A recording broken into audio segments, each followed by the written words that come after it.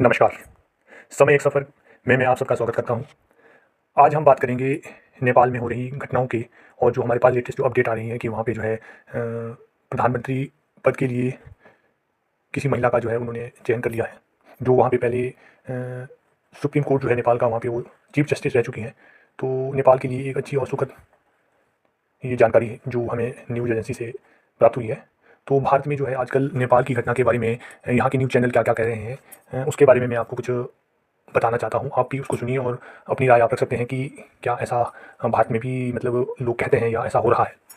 देखा है, लेकिन वो एहसास नहीं कर रहे हैं इस भारतीय जनता पार्टी की गवर्नमेंट में साफ सुथरा कहने से। ठीक है ना, आप सब्जी लेने नहीं जाते होंगे, शायद आटा लेने नहीं जाते होंगे। अरे सब्जी लेने अच्छा लगता है आगे दिखाना। सुनो अभी मेरी बात सुनिए, बात सुनिए। गरीब आदमी आगे नहीं देखता महाराज, आप क्या बात करते हो? अच्छा, उसको 10 रुपए की 20 रुपए की किलो की चीनी मिलती है, वो 100 रुपया हो गई, वो ये देखता है आगे का तेल लेने, उसको आगे का कोई लेना देना नहीं। वो बेचारा इसमें दुखी है कि आटा जो 20 रुपया मिलता था 34 रुपया मिल रहा है, सरकार को 25 रुपया मिलती थी, आज 40 रुपया हो गई है। आप क्या बात करते हो?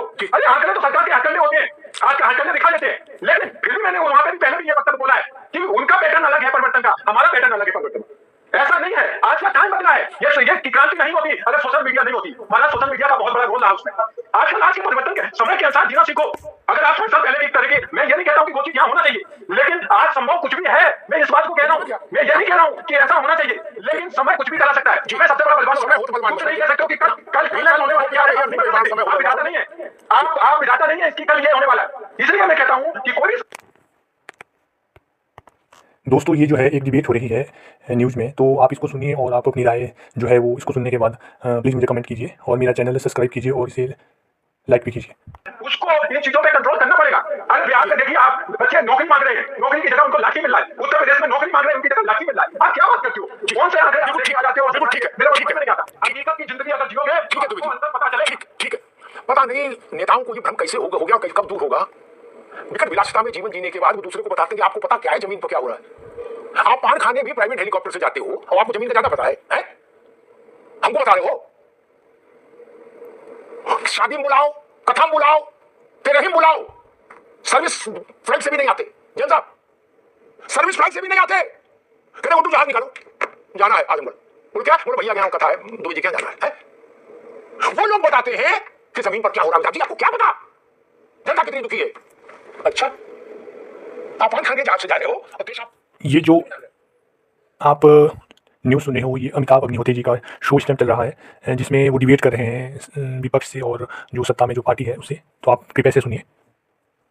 मेरे मित्र दुबे जी ने कहा कि आंकड़े गए तेल लेने, मुझे पता नहीं तेल लेने गए कि नहीं गए, लेकिन उनको समझना होगा तेल लेने जाए चाहे पेट्रोल लेने जाए, आंकड़ों से ही देश चलता है, चाहे सपा की सरकार हो और चाहे भाजपा की सरकार हो। क्या एक बिना आंकड़े? और एक बात और कह दूं, मेरी बात हो सकता है अभी वो ना स्वीकार करें, लेकिन राहुल जी की तो स्वीकार करनी पड़ेगी क्योंकि वो उनके घर के मुखिया हैं, दुबे जी के।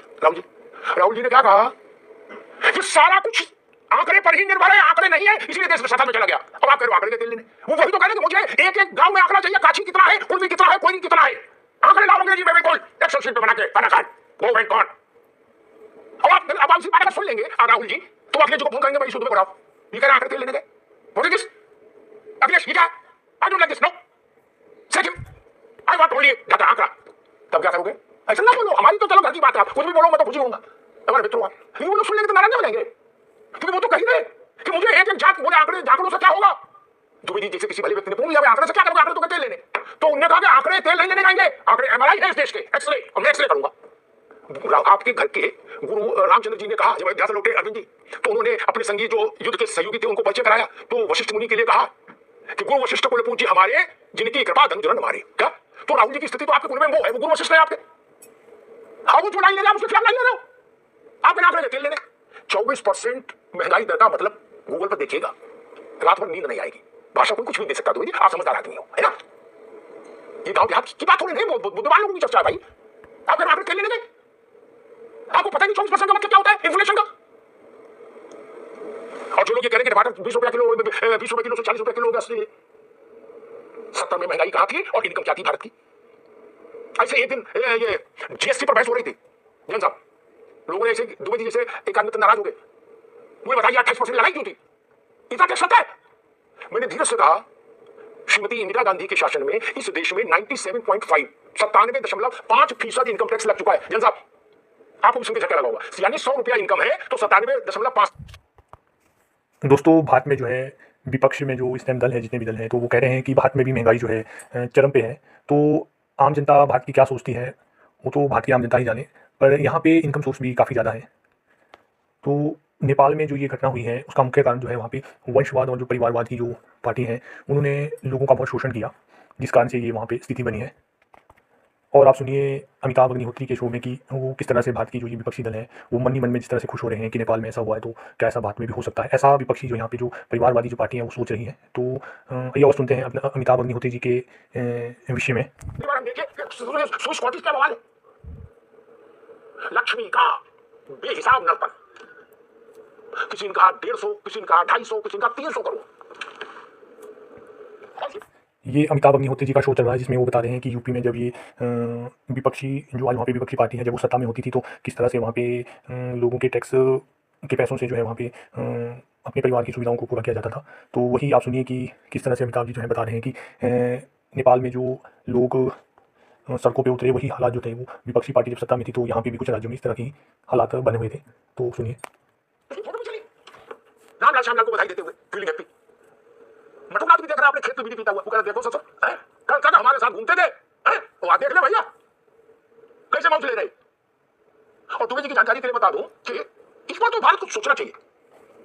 जब एक व्यक्ति था, नाम नहीं लूंगा नहीं तो बड़ी बुराई भले हो जाती मेरी, वो साइकिल पर चूहा मार दवा बेचते थे, वो छोटा सा माइक्रोफोन लेके, चूहा हो छिपकली हो दवा डालो साफ। वो एक बार राजनीति आगे मेरे जांच में फंसे तो उनकी संपत्ति का आकलन हुआ 10,000 करोड़ प्लस। बोलो श्री रामचंद्र की जय। भगवान के आशीर्वाद से उनके कार्य पर उनका कोई उद्योग व्यापार कुछ नहीं था, केवल जनसेवा करते थे 24 घंटे। मैं बहुत उनसे पूछा कि तुम्हें हमारी कसम हमें भी मंत्र बता दो। बोलो हाँ भैया क्या हमें बता दो, मैं टीवी बता दूंगा पूरी प्रदेश की जनता को उस मंत्र से 10,000 करोड़ की आय हो जाए, इससे अच्छा क्या है। फिर मेरा प्राण चला जाए तो कोई बुराई नहीं, भारत की गरीबी तो कट जाएगी। मैं कौन सा श्रीयंत्र है लक्ष्मी यंत्र है हमें भी बताओ, दिवाली पर बांटते बर्बाद तमाशा करते हो यार। एक शादी हुई जन साहब, आप भी गए होंगे उसमें, और नहीं गए तो नियुक्त तो गए होंगे, बड़े पदों पे आप रहे। उसमें जो खाने वाने का जो हॉल बना अनुभव हो सकता है आप भी गए हो, आपका भी सिस्टम ठीक था। वो बर्फ का बना जैन साहब, विदेशी टेक्निक आई थी। अरे मैंने कहा बाबा क्या बाबा है, वो भी रंग बिरंगी बर्फ का पूरा दीवारें, और एक रूपक के साथ बात समाप्त तुम्हें आनंद आ जाएगा। रात में सोचना कि क्या कह रहे थे तो आनंद आएगा, ये तो रोटी ज्यादा खाएंगे।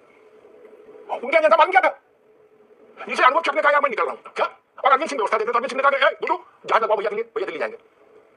जैन साहब ने कहा कि रुक जाओ, मैं बस कुल्फी खा ले, हम भी चल रहे हैं दिल्ली जा रहे हैं। बोलो ना आपके लिए दूसरा लगेगा, मुझे आप देख लो। मैंने देखा एटीसी फेल हो गया दिल्ली का लखनऊ का, जैन साहब याद है कुछ नहीं, एयर ट्रैफिक कंट्रोल फेल हो गया।